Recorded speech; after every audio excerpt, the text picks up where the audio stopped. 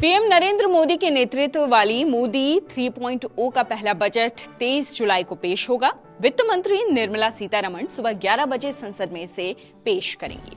इससे पहले सोमवार को संसद का बजट सत्र भी शुरू हो चुका है और इस मौके पर पीएम मोदी ने 24 घंटे पहले ही बता दिया कि जो बजट अब आएगा, जो पेश होने वाला है, वो आम बजट कैसा होगा, कहां रहेगा उनका फोकस, उनकी सरकार कहां खर्च करेगी, कहां खर्च नहीं करेगी, ये सब कुछ जानकारी उन्होंने इनडायरेक्टली दे दी है। उन्होंने कहा कि हम मजबूत बजट पेश करने वाले हैं जो साल 2047 तक भारत को विकसित राष्ट्र के रूप में पेश करने पर केंद्रित होगा।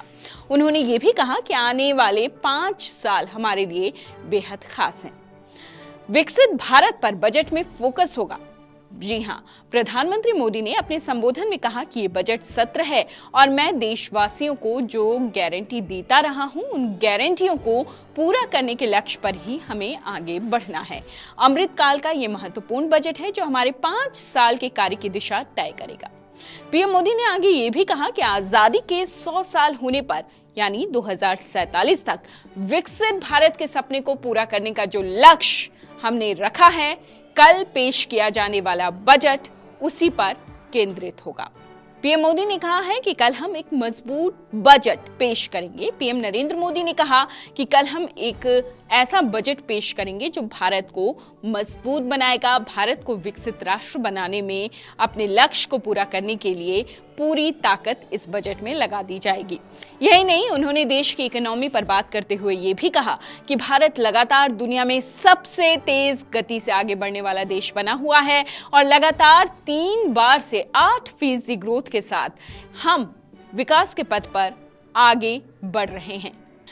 पॉजिटिव आउटलुक और लगातार बढ़ रहे इन्वेस्टमेंट इस बात का सबूत है। तो कुल मिलाकर प्रधानमंत्री नरेंद्र मोदी ने बजट पेश होने से पहले ही एक लबोलुआब इस बजट का दे दिया है और बता दिया है कि मोदी सरकार के तीसरे कार्यकाल का जो पहला पूर्ण बजट पेश होने जा रहा है वो कैसा होगा। जाहिर सी बात है, उसमें अगर बात होगी तो सिर्फ और सिर्फ भारत को विकसित राष्ट्र की श्रेणी में खड़ा करने के लिए जो मार्ग चुना गया है उस पर आगे बढ़ाने वाला ही ये बजट साबित होगा। आपको क्या लगता है, इस बजट में क्या क्या सहूलियत हो सकती है, क्या क्या ऐलान किए जा सकते हैं? आप अपने सुझाव हमें कमेंट बॉक्स के जरिए जरूर दीजिए। इस तरह की तमाम खबरों से अपडेट रहने के लिए लाइक कीजिए, शेयर कीजिए, सब्सक्राइब कीजिए इंडिया टीवी।